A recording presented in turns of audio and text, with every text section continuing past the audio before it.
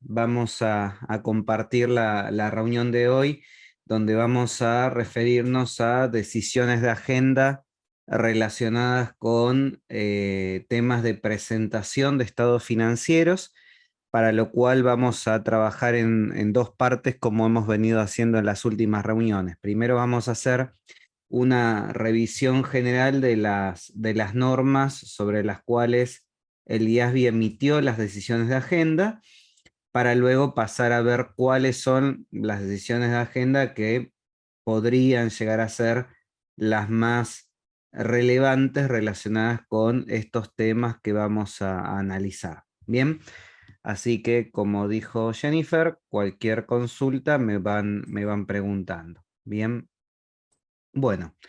En materia de presentación de estados financieros, las dos principales normas que vamos a encontrar dentro de las NIF son, por un lado, la NIC número 1, relacionada con los estados financieros en general, a excepción del estado de flujos de efectivo, y la NIC 7, que se va a ocupar de forma particular del estado de flujos de efectivo.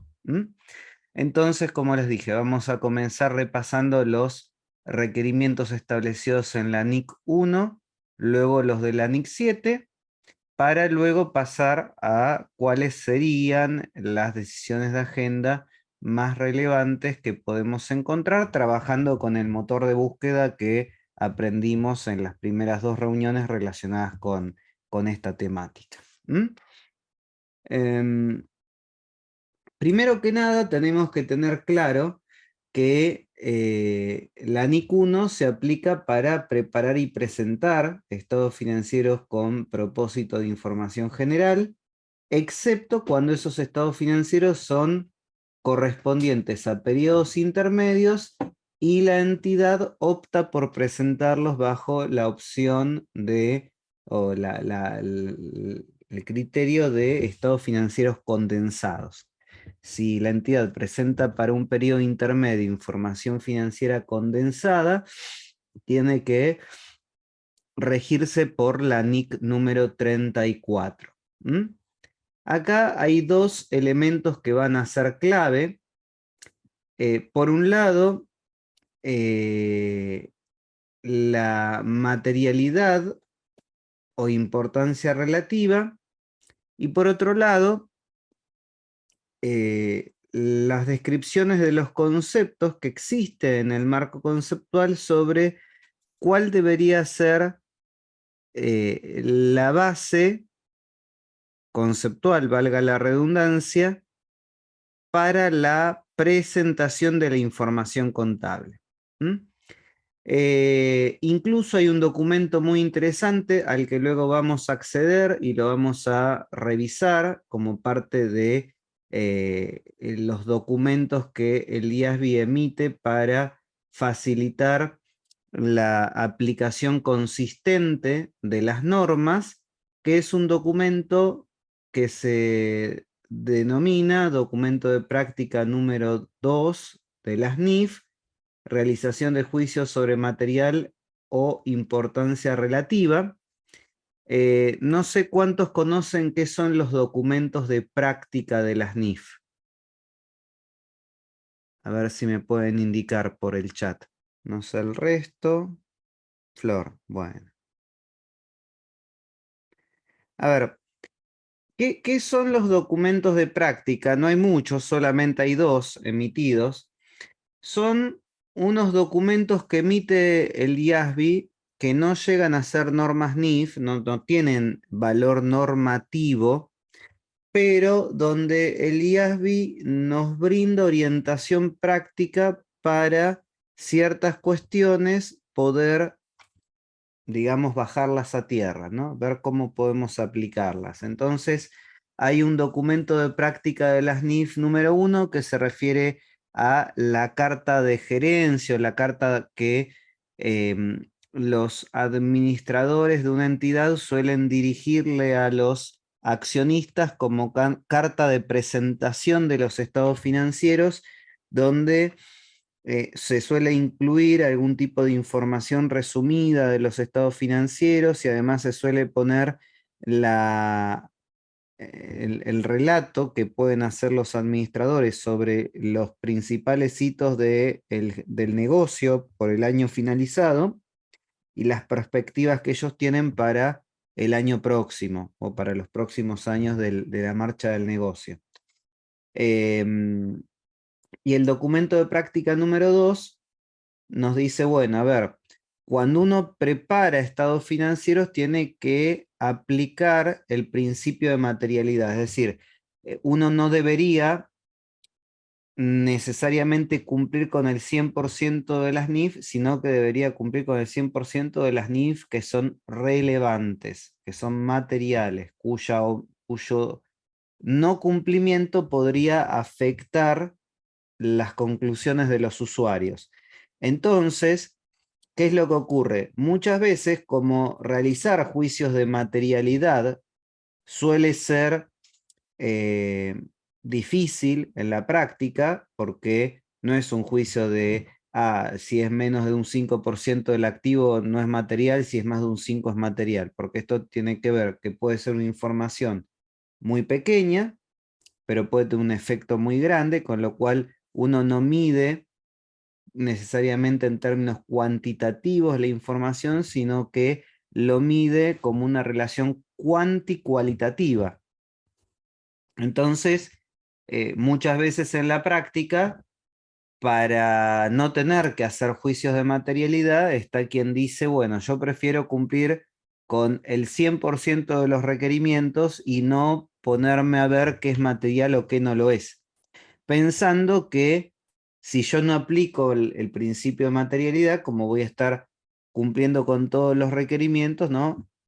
Hay un dicho que suele decir que lo que abunda no daña, pero en el caso de la información no necesariamente es así, sino todo lo contrario, porque un exceso de información es una forma de desinformación también. Entonces, la selección de qué es material no es opcional realizarla, es parte consustancial del proceso de preparación de los estados financieros.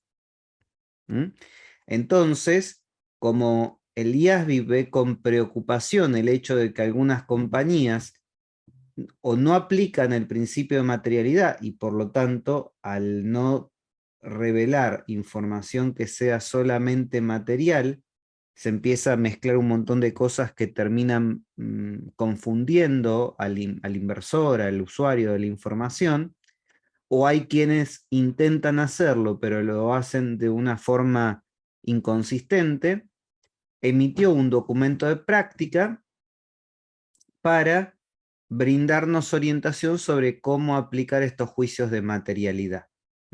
Entonces, dentro de todo este conjunto de información que hablábamos, que es información to support the consistent application, o sea, para la aplicación consistente de las normas NIF, podríamos decir que así como están las decisiones de agenda, así como están las interpretaciones, así como está el material educativo, los documentos de práctica de las NIF son otro vehículo más de los que se vale el IASB para colaborar con la aplicación consistente de las normas. Por eso es que lo vamos a revisar, por lo menos para que conozcan que existen y que lo puedan incluir dentro de su kit de herramientas profesionales a la hora de tener que aplicar normas NIF en la vida práctica. Sabemos que la NIC 1 va a establecer en el párrafo 10 que un conjunto completo de estados financieros tiene que incluir un estado de situación financiera, un estado de resultados y del otro resultado integral del periodo, un estado de cambios en el patrimonio, un estado de flujo de efectivo y notas explicativas. El estado de situación financiera se deberá presentar en una columna adicional, porque yo podría tener como política contable que siempre la información se presenta a 3 columnas. Entonces, en ese caso, si se presentara la circunstancia excepcional que prevé la NIC número 1, en lugar de presentar 3 columnas, debería presentar 4. Siempre es presentar una más que la que regularmente presento. Como generalmente las empresas suelen presentar la información a 2 columnas, se habla de una tercera columna como excepción, pero en la medida en que la regla sea presentar a 2 columnas. ¿De acuerdo? Luego, el estado de resultados y del ORI del periodo se podría presentar o bien en una sola página, diferenciando lo que es la ganancia y luego la sección del otro resultado integral, o bien en 2 páginas distintas. En una página solo el estado de resultados y en otra comienzo con el resultado del año, agrego las partidas del otro resultado integral y llego al resultado integral total del periodo. Luego tenemos el estado de cambios en el patrimonio, el estado de flujo efectivo y las notas a las que muchas veces no les prestamos, perdón, mucha atención, pero las notas no forma parte de la tarea que hace el auditor. A ver, ¿cuántos de los que están aquí prestan servicios de auditoría de estados financieros? Maleni levanta la mano, no sé quién más. Isabel.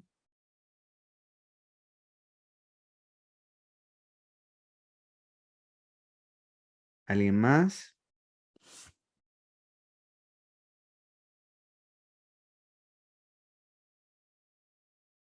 Bueno, parece que entonces 2 personas nada más hacen servicios de auditoría.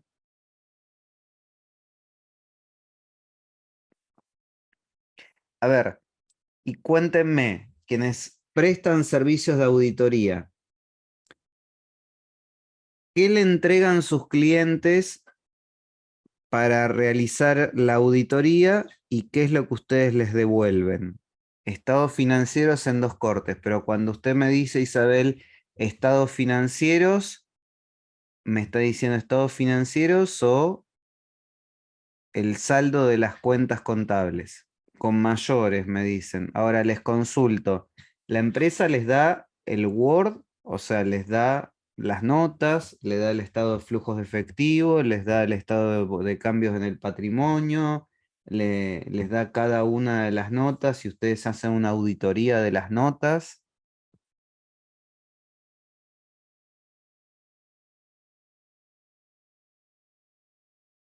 Una auditoría del armado del estado de flujos de efectivo.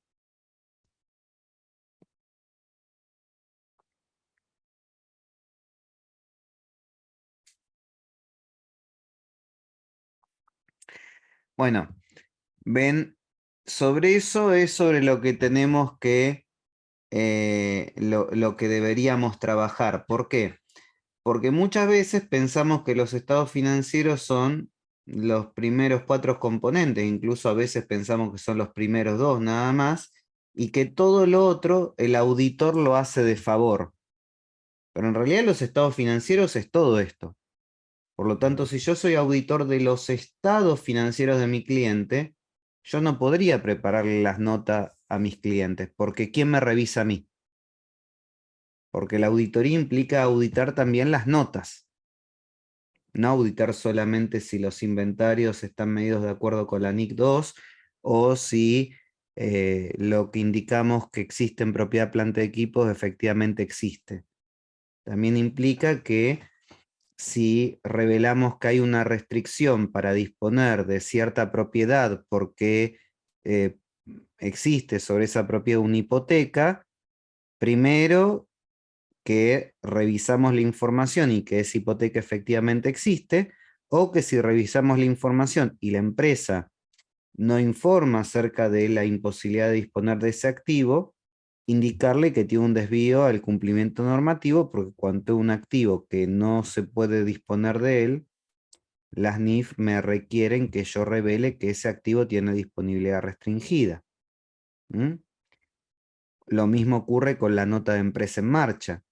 La empresa tiene que hacer una afirmación sobre su situación en términos de negocio, de empresa en marcha, y luego el auditor tiene que obtener información de respaldo para ver si lo que la empresa dice con la pluma lo puede soportar con los hechos.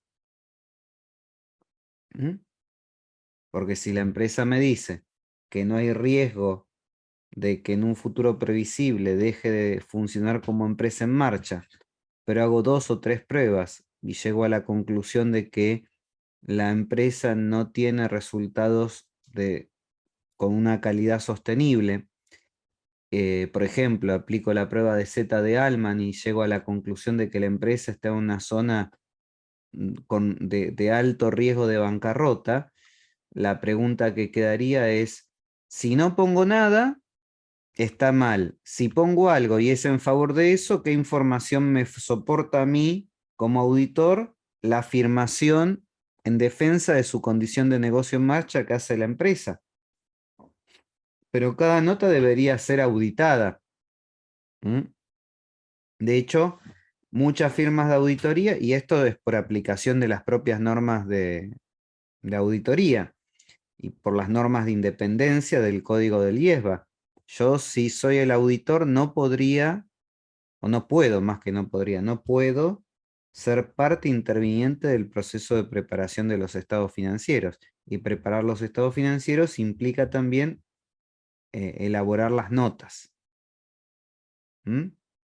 Entonces, ¿qué es lo que termina ocurriendo? Que muchas veces las notas no incorporan la información con la calidad pretendida, porque claro, si yo lo vendo como un subproducto del producto auditoría y lo que hago es tomar un modelo de notas y voy completando, finalmente las notas no terminan teniendo la potencia informativa que tendrían que tener.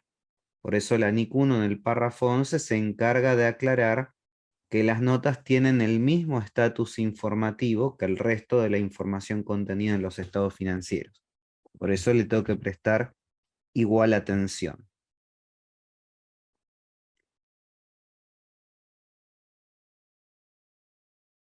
A lo largo de la preparación de los estados financieros, un asunto que va a ser de vital importancia para la NIC 1 es asegurar la comparabilidad de las cifras que se incluyan en esos estados financieros.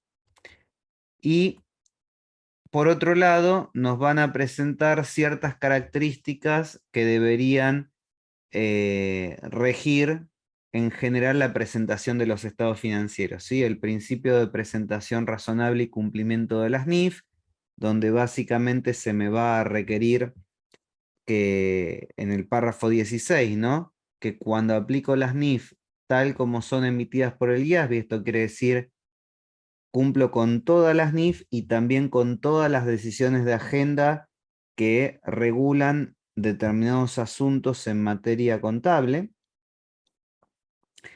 Estoy obligado a poner una nota que dice que los presentes estados financieros fueron preparados de conformidad con las NIF tal como son emitidas por el IASB.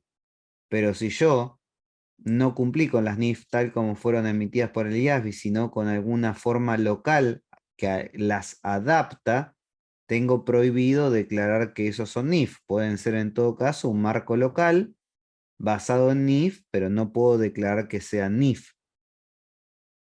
¿Mm? Luego está todo el problema de la hipótesis de negocio en marcha y todo lo que hay que revelar en notas acerca de este tema de negocio en marcha. En la cuestión de la base de acumulación o de vengado, materialidad o importancia relativa a la hora de agregar los datos, es decir, de agrupar las partidas de naturaleza similar, las reglas sobre compensación, más bien las prohibiciones de compensar activos con pasivos de ingresos con gastos, excepto cuando una norma específicamente lo prevea. ¿Mm? La frecuencia de la información, esto de que un periodo completo debería cubrir un año, que una entidad podría tener un periodo irregular por razones que lo justifiquen, y que cualquier periodo intermedio comprendido entre un periodo anual regular va a ser un periodo intermedio y que me debería remitir a la NIC 34. El problema de la comparabilidad o la información comparativa, y luego el hecho de que los estados financieros tienen que estar preparados y presentados sobre una base uniforme. ¿Esto qué quiere decir? Que si yo en el año corriente cambio de forma voluntaria una política contable, para lograr el principio de uniformidad tengo que modificar también las cifras comparativas porque si no, no sería comparable el dato del año actual con el dato del año anterior. ¿Por qué? Porque la comparabilidad y la uniformidad van de la mano. ¿Mm? No es comparable aquello que no es uniforme, no es uniforme aquello que no es comparable. ¿De acuerdo? Entonces, dicho esto, ¿la idea cuál es? La idea es que busquen las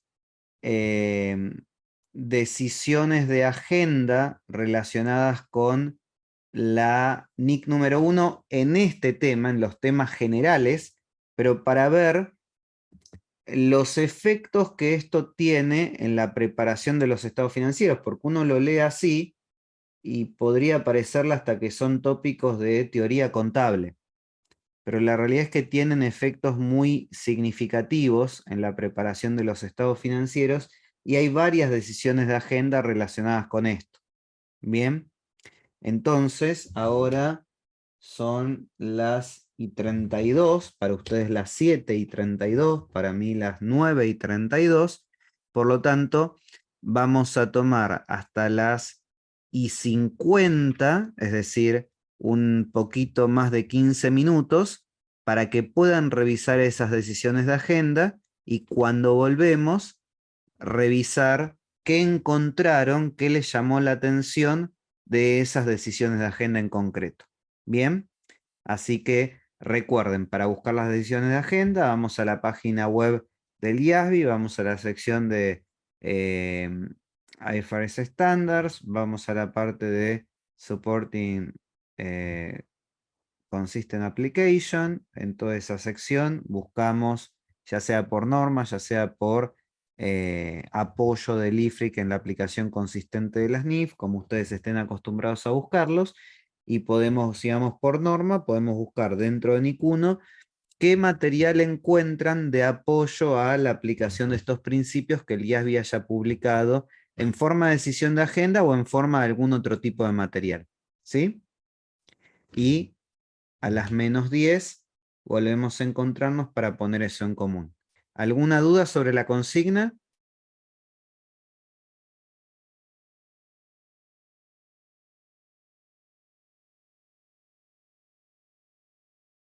¿Está claro? Bueno, perfecto. Entonces, por favor, eh, claro, o sea, ustedes buscan como vimos en la reunión 1, pueden entrar por la NIC número 1 dentro de aplicación consistente de las NIF. ¿Se acuerdan que había todo un listado de las NIF? Y si yo buscaba la norma, me desplegaba, no me desplegaba la norma, sino que me desplegaba el material de apoyo que el IASB había emitido para la aplicación consistente de esa norma en concreto, entre ellas las decisiones de agenda, el material educativo, etcétera, etcétera. ¿Sí? Entonces, no es que tienen que buscar la NIC 1. Ahora, si ustedes tienen acceso a la versión de suscripción paga de las NIF, saben que si abren la NIC número 1 y despliegan el botón de mostrar Shown, ¿sí? Lo que les permite es ver intercalado en cada párrafo correspondiente si es que existe la decisión de agenda relacionada. Pero si no, lo pueden buscar con el motor de búsqueda que ya trabajamos en las primeras reuniones. Bien, pero sí, todo esto es parte de la NIC número 1. ¿Sí? Como ven ahí están las referencias de los párrafos. Yo esto lo voy a dejar proyectado por si alguno tiene alguna duda de los párrafos con los que estamos trabajando para que lo tengan presente. Bien, recordemos por si acaso cómo habíamos dicho que buscábamos esto. Vamos acá a la sección de Applying Standards. Acá dice Supporting Application Materials. Acá tenemos, si queremos ir por las normas, que era lo que yo les comentaba, tienen IFRS Accounting Standards. Entonces acá tienen cada una de las normas, que era lo que alguno de ustedes me preguntaba. Entonces si va acá IAS 1, Presentation of Financial Statements, y hacen clic ahí, tienen Educational Materials y IFRS Interpretation Committee, Agenda Decisions. Entonces, si hacen clic ahí, tienen las decisiones de agenda relacionadas con la NIC 1. Acá tienen una relacionada con la presentación de corriente y no corriente y la definición de ciclo normal de operación. Acá tienen una relacionada con información comparativa para información incluida en un prospecto. Acá tienen una del año 2010 sobre información o la nota relacionada con going concern, con negocio en marcha.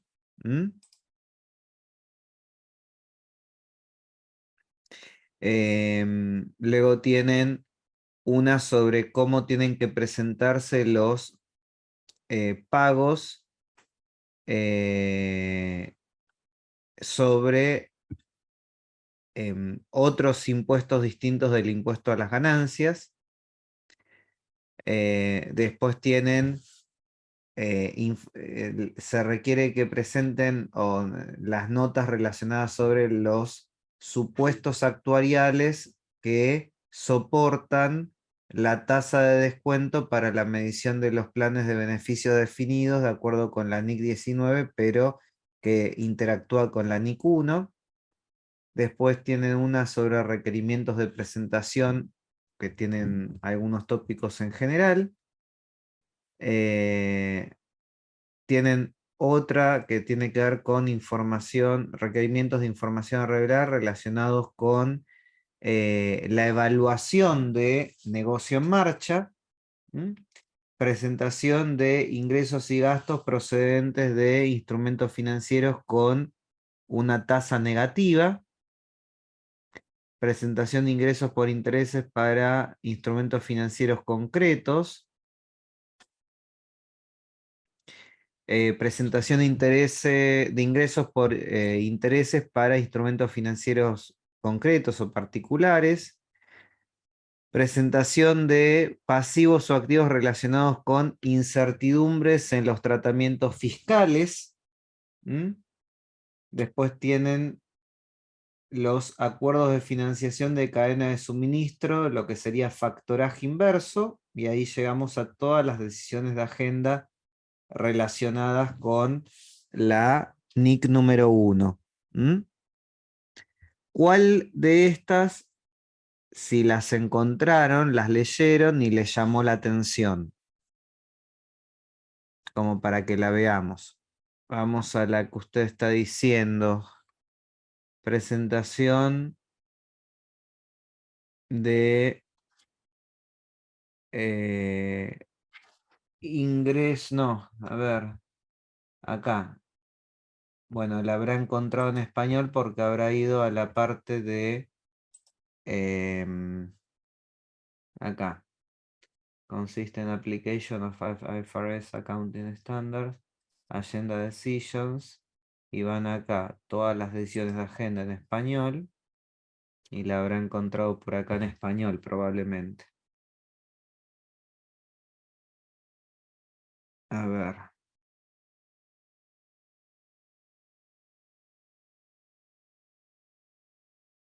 ¿De qué mes del año 2019 era? Discúlpeme. Ah, usó el traductor de la página, no la buscó en español. Ah, bueno, bueno, bueno.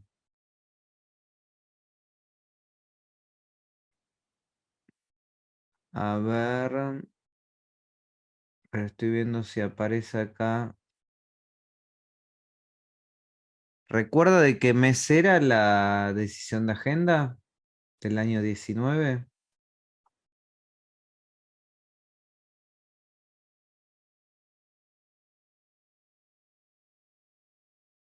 Ah, si no la buscamos, la leemos en inglés, no hay problema.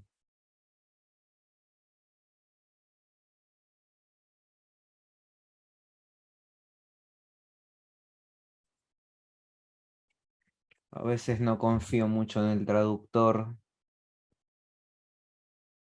Acá.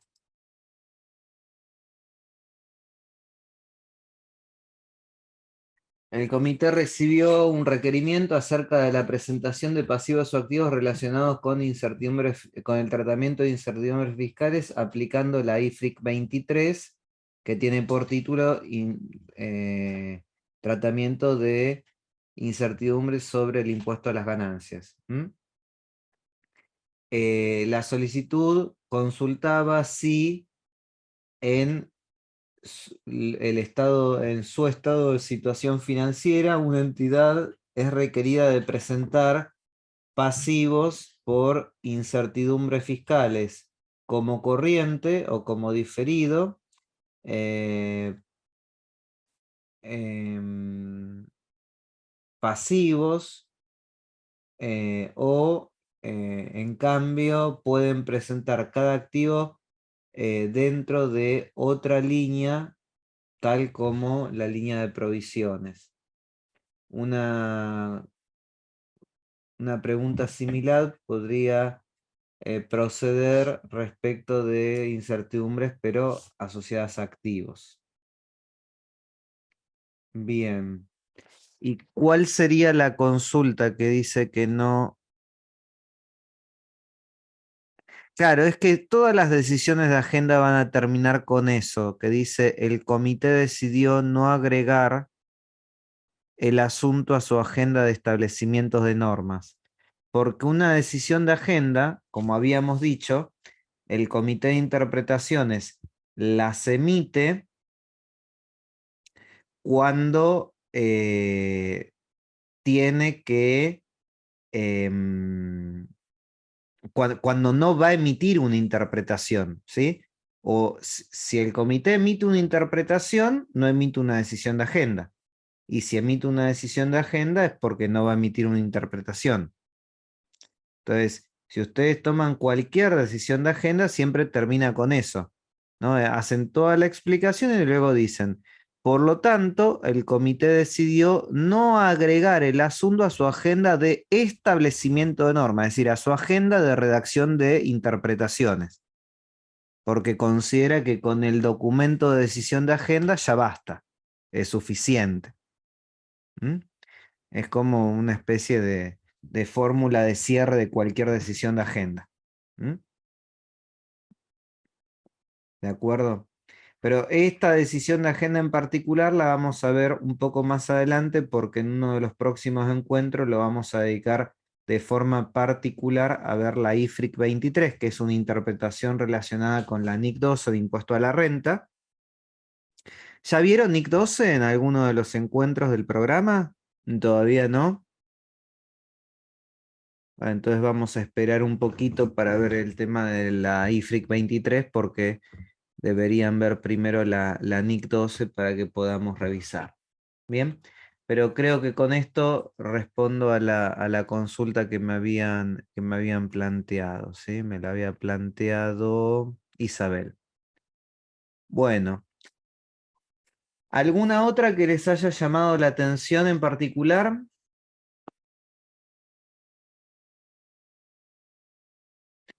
Ven que hay varias relacionadas con el principio de empresa en marcha.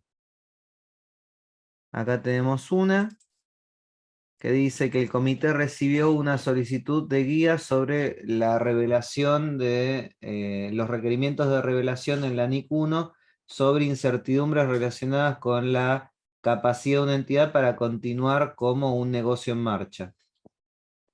¿Cómo una entidad aplica estos requerimientos de información en notas en el párrafo 25 de la NIC 1?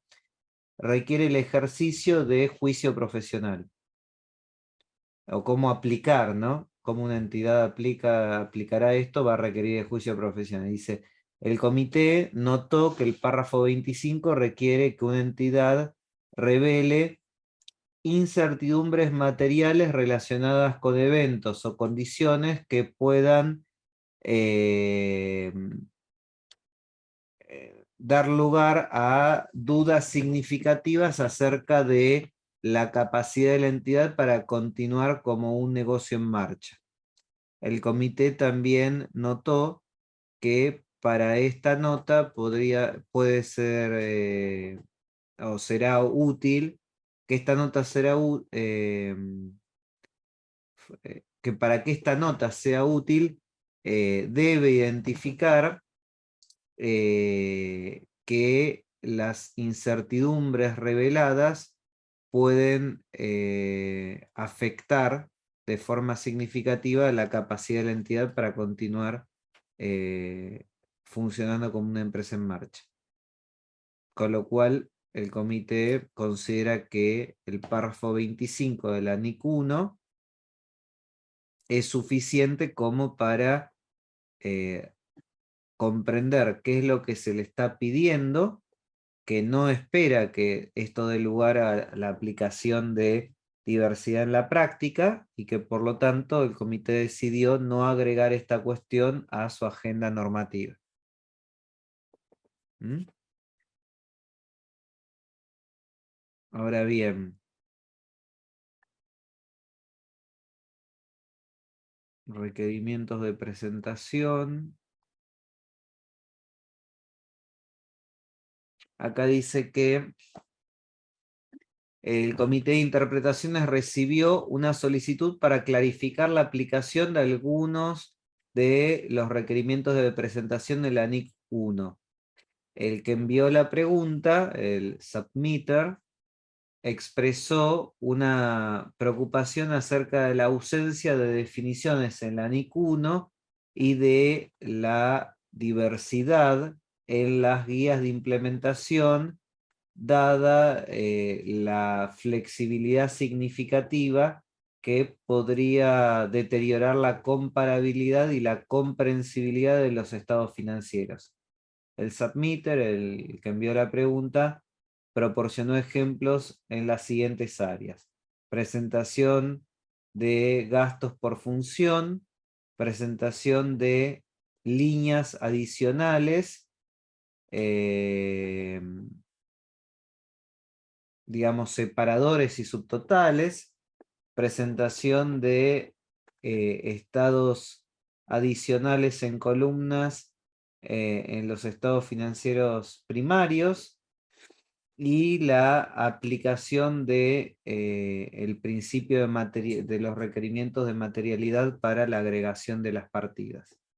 El comité de interpretación observó que un completo set de estados financieros está compuesto por partidas reconocidas y medidas de acuerdo con las NIF. El comité de interpretaciones notó que la NIC 1 establece requerimientos generales para la presentación de los estados financieros, guías para su estructuración y requerimientos mínimos para sus contenidos. También notó que mientras la NIC 1 no permite flexibilidad de presentación, también incluye algunos principios para que la presentación y el contenido de los estados financieros sea detallada al igual que los requerimientos, ¿no? Estos principios y más requerimientos de detalles están o intentan limitar la flexibilidad de tal manera que los estados financieros presenten información que es relevante, fiable, comparable y comprensible. El comité de intervenciones observó que los reguladores de mercados de valores, al igual que algunos miembros del comité de intervenciones, están preocupados acerca de la presentación de la información de los estados financieros que no es determinada de acuerdo con las NIF, lo que llaman los non-IFRS measurements, ¿sí?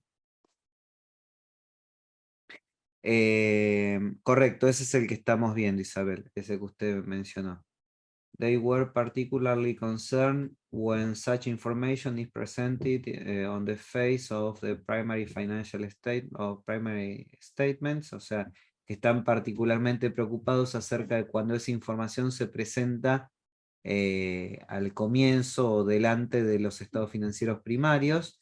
The Interpretations Committee noted that it would be beneficial if the SB Disclosure Initiative consider what guidance should be given for the presentation of information beyond what is required in accordance with IFRS. Esto tiene que ver con que en ese momento el IASB estaba llevando adelante una iniciativa que se llamaba la Disclosure Initiative o la iniciativa sobre información a revelar. Entonces acá que el comité de intervenciones dice, bueno, hay mucha diversidad en la práctica porque la NIC 1 no es una norma que establece principios rígidos y que eso debería ser atendido en el marco de ese Disclosure Initiative que existía en el plan de trabajo de la fundación. Consequently, the Interpretations Committee determined that it should not propose an interpretation nor an amendment to the standard and consequently decided not to add this issue to its agenda. Es decir, que decidió que sería no proponer una interpretación, una modificación y consecuentemente no agregó esta cuestión a su agenda de emisión normativa. Con lo cual, ¿qué le terminó diciendo a este buen contable preocupado por todos estos temas? Tiene razón, pero no puedo hacer nada. Las normas son las que son.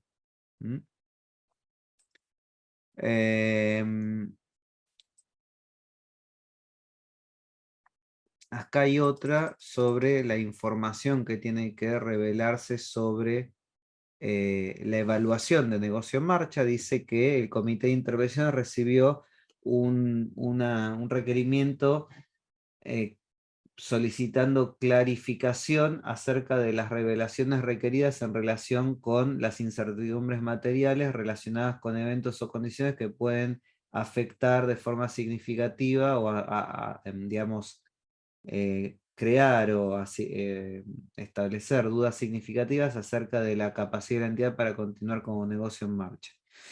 El comité propuso que al IASB que debería hacerse una modificación pequeña, una enmienda que cambie los requerimientos de revelación de la NIC 1 en respuesta a esta cuestión. En su reunión de noviembre de 2013, el IASB discutió el asunto y consideró proponer una enmienda propuesta por el staff, pero decidió no avanzar con esto porque esa enmienda y la remoción de ciertos, o sea, que tenía que remover o quitar ciertos temas de la agenda. Consecuentemente, el comité de intervenciones quitó este tema de la agenda.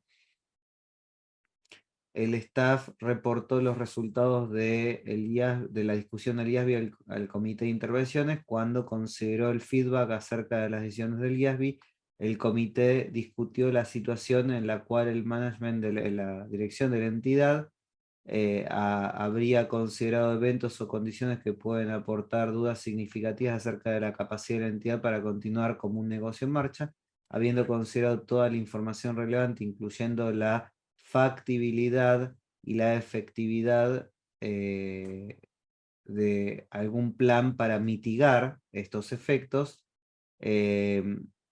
Si la dirección concluyó que no hay incertidumbres significativas, esto requiere una revelación. Es decir, que el solo hecho de que yo haya identificado el riesgo de que pudiera existir una duda sobre la capacidad, aunque yo después de haber analizado la conclusión es que no, eso da lugar a una nota. ¿Se entiende? Supongamos que durante la época de pandemia teníamos dudas de si una empresa iba a poder seguir funcionando en un futuro previsible.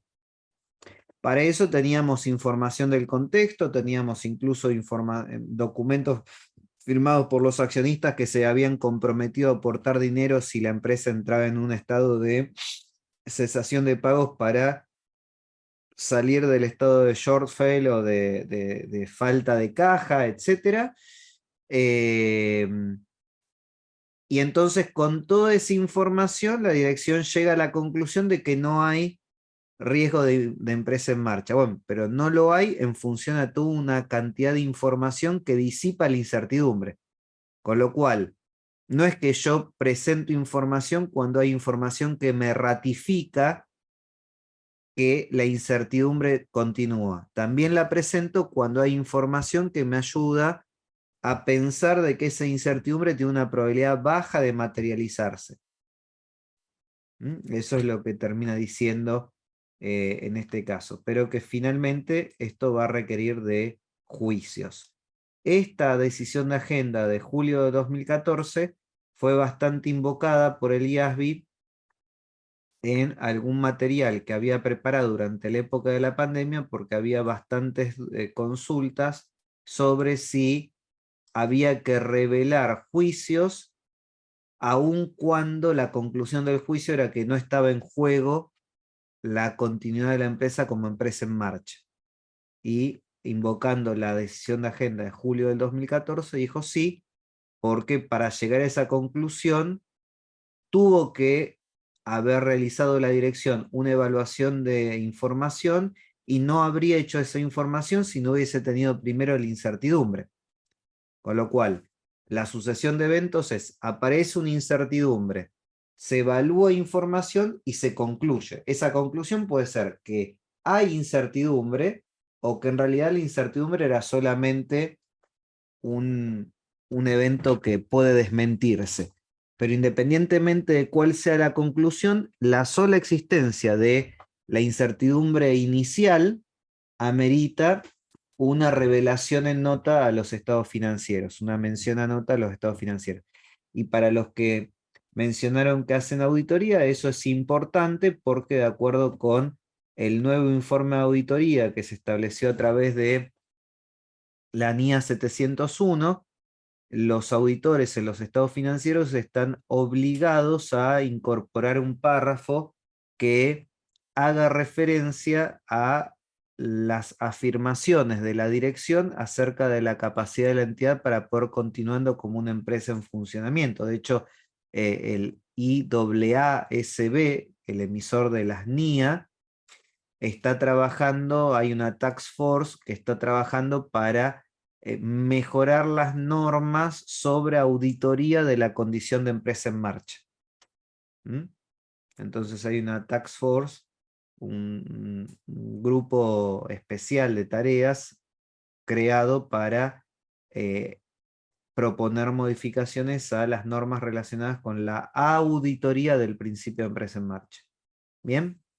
¿Quiere que le habilitemos el micrófono para así la pueda hacer verbalmente, Isabel? Jennifer, ¿podemos habilitar el micrófono, Isabel?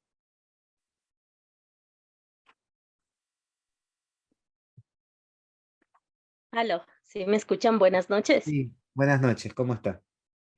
Bien, gracias. Yo tengo una pregunta. Dentro de los estados financieros de una empresa que está en marcha, ellos han sabido tener como política contable el no ingresar la compra de un terreno, de terrenos dentro de la contabilidad, perdón, de los activos fijos, propiedad, planta y equipo. Estamos hablando de unas hectáreas de terreno está valorado más o menos en unos $2 millones, al igual que una gasolinera, quiero decir, el terreno más la construcción de la gasolinera, más la construcción de la sede que está ahí mismo, y todo eso lo han sabido mandar al gasto. Entonces, mi pregunta es, ¿eso de ahí debería estoy casi segura que debería estar en la propiedad, planta y equipo? En primer lugar, porque todo eso suma más de $4 millones. Y ahí, por ejemplo, ¿cómo, como auditor, cómo podría yo ponerle en la nota, en una nota o a los estados financieros o cómo podría ser para decirles que eso tienen que contratar un perito que avalúe y que se ingrese dentro de la contabilidad, propiedad, parte de equipo, sería contra patrimonio. No, a ver, vamos por parte. Acá hay por lo que usted me está declarando, hay un típico caso de activos omitidos. ¿Mm? Es Correcto. decir, yo no puedo por política contable reconocer o no reconocer un activo. Yo por política contable podría decir, no sé, una lapicera no reconozco como activo, un lápiz, pero no puedo decir que un terreno donde hay una estación de servicio no lo voy a reconocer como activo, porque claramente si la entidad lo compró, ejerce el control sobre ese recurso, es un recurso económico presente controlado, cumple la definición de activo. Si me voy a la NIC 16, probablemente llega a la conclusión que cumple la definición de propiedad, planta y equipo, y es material, por lo tanto no es una opción reconocer o no reconocer los activos, con lo cual no es que acá hay que contratar un perito para retasar, sino que hay que reformular, hay que aplicar la NIC 8, la sección de corrección de errores, y reformular la información para que este activo aparezca en los estados financieros como si siempre las cosas se hubieran hecho bien. Entonces, si usted tiene que auditar los estados financieros del año 2021 y esto lo compró durante el año 2020, bueno, faltó en el 20, en el 21 y va a faltar en el 22. Con lo cual, dependiendo la gravedad de la omisión, no es que usted por medio de una nota puede corregir la omisión de un activo. Porque primero la nota es de la empresa, no es suya. Usted ahí lo que debería decirle a la empresa cuando como auditora se pone a discutir los ajustes es: tenés que reconocer este activo, tenés que proponerme el ajuste. Si vos no lo reconoces, es un desvío lo suficientemente material como para que yo saque un informe adverso. Es decir, mi opinión de auditoría podrá ser que los estados financieros no representan razonablemente la situación y luego poner los fundamentos de mi opinión. Pero no es que lo tienen que hacer por medio de un avalúo eso. Eso lo tienen que hacer por medio de la aplicación de las reglas sobre corrección de errores que están en la NIC 8, y la NIC 8 va a decir que dentro de los errores se incluye la omisión de información, ya sea esta por negligencia o por dolo, es decir, porque la entidad no sabe que debía haberlo reconocido porque no estudió las NIF, o porque sabiéndolo deliberadamente decidió no reconocerlo. Pero no puede contratar un tasador para que aparezca este año, no, tiene que modificar toda la información comparativa, irse al origen de la transacción y contabilizarlo como lo habría hecho en ese momento y que aparezca al inicio del año comparativo por el importe que habría aparecido si siempre hubiera estado esa información, modificar todos los datos comparativos y poner todas las notas que la NIC 8 requiere que se incorporen en los estados financieros cuando la entidad corrige un error. Si la entidad no viene a realizar eso, creo, por la información, por el contexto que usted me está dando, que es un evento lo suficientemente grave como para ameritar una opinión desfavorable, una opinión adversa en su informe de auditoría. ¿Bien? Muchas gracias. Esto Bien. sería contra patrimonio.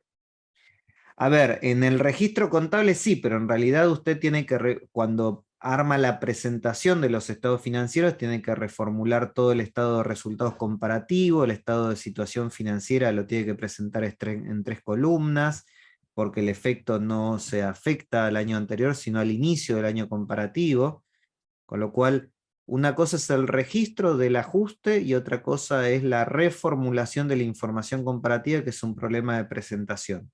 Y eso lo dice claro la NIC 8 en la sección sobre corrección de errores.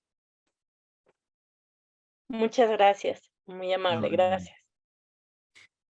Bueno, ahora la idea es poder revisar esto que yo les había mencionado acerca de los materiales estos de prácticas o de declaraciones de prácticas de las NIF. Vamos acá, entonces acá tenemos material educativo. Ven que acá tienen un material educativo que es solamente sobre un foco sobre las revelaciones relacionadas con Empresa en Marcha. Esto lo emitió el IASB durante el periodo de pandemia. Y acá va a citar esta decisión de agenda del año 2014 a la que yo recién les hacía referencia.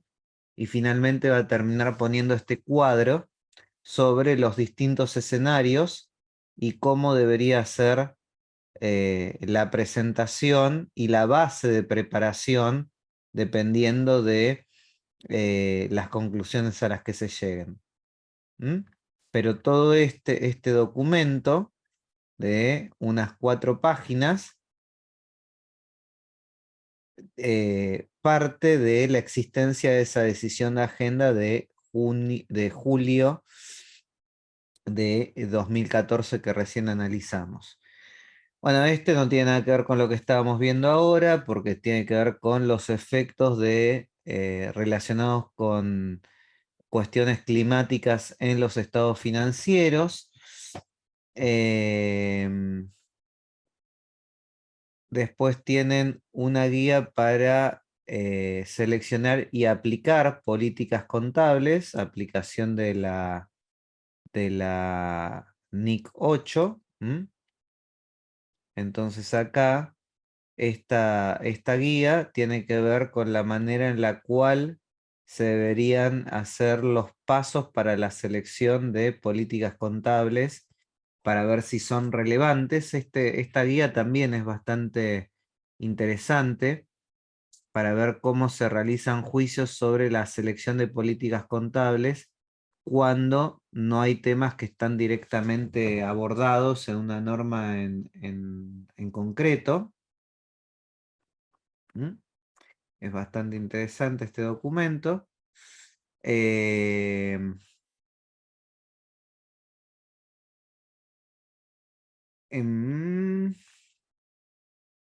No. Y después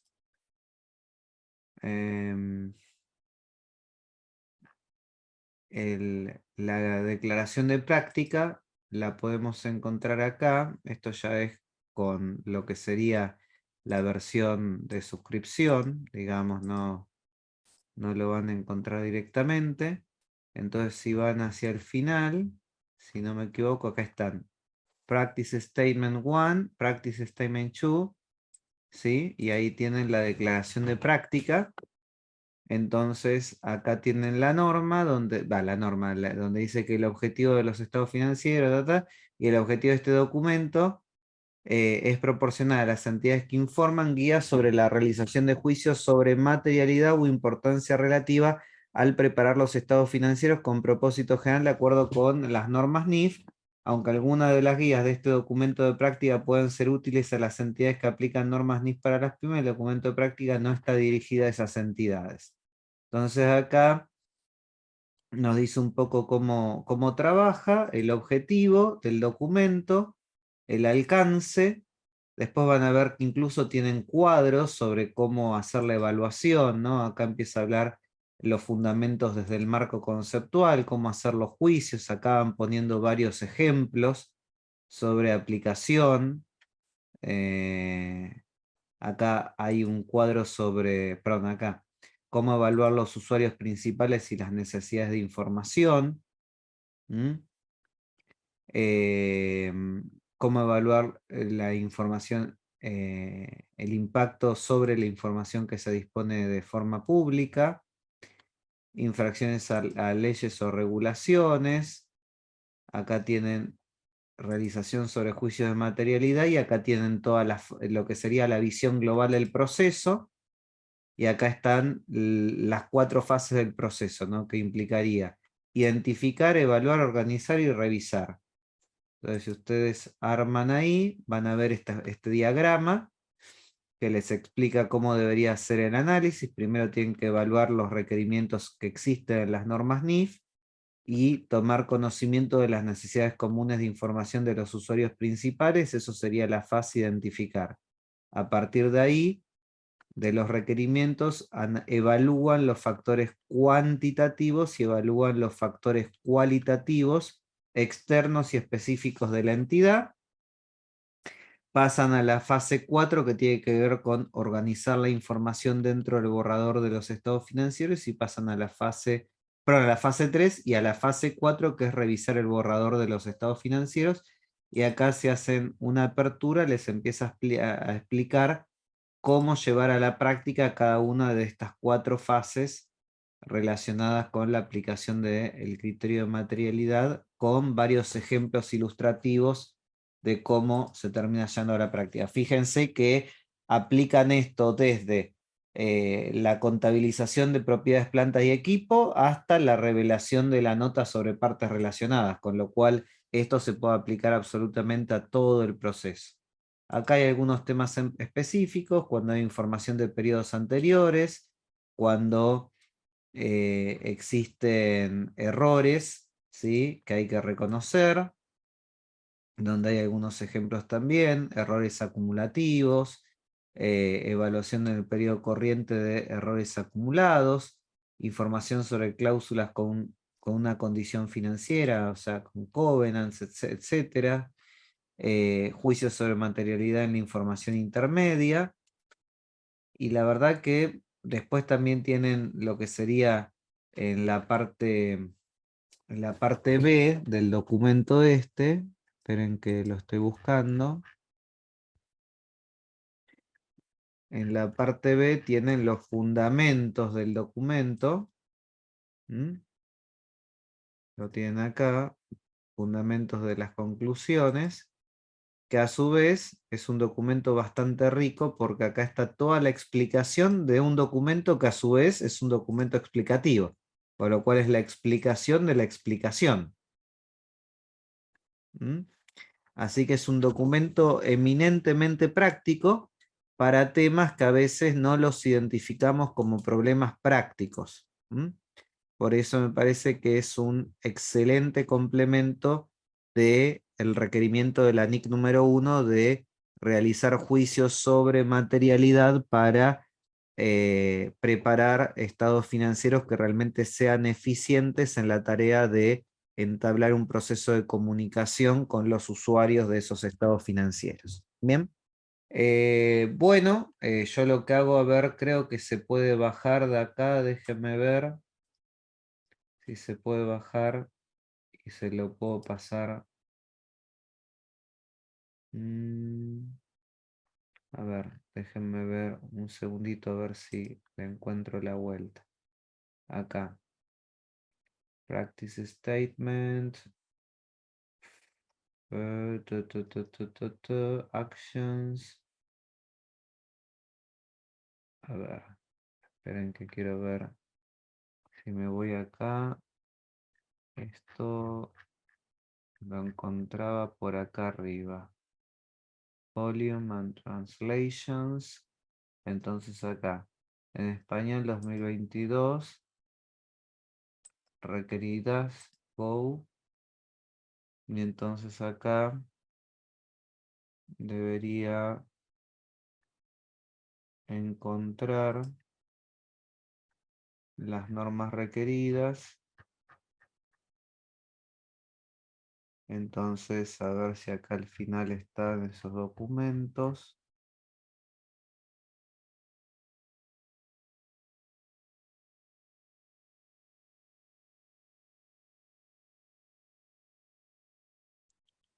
Eh,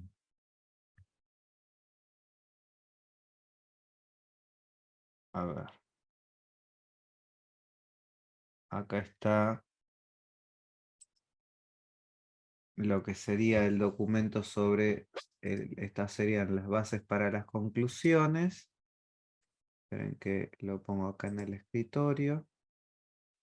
Y acá estaba la parte A.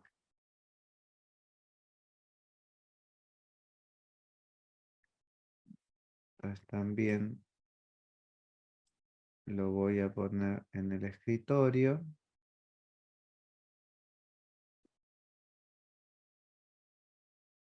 Y entonces déjenme ver si lo puedo compartir aquí eh, como documento, adjuntándolo desde el escritorio.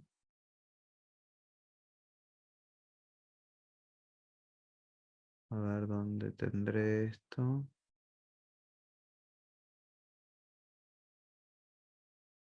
Comentarios de la gerencia.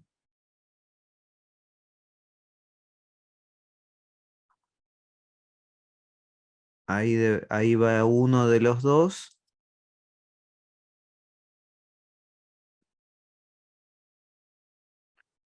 Y acá va el otro. A ver, díganme si lo pueden descargar, por favor.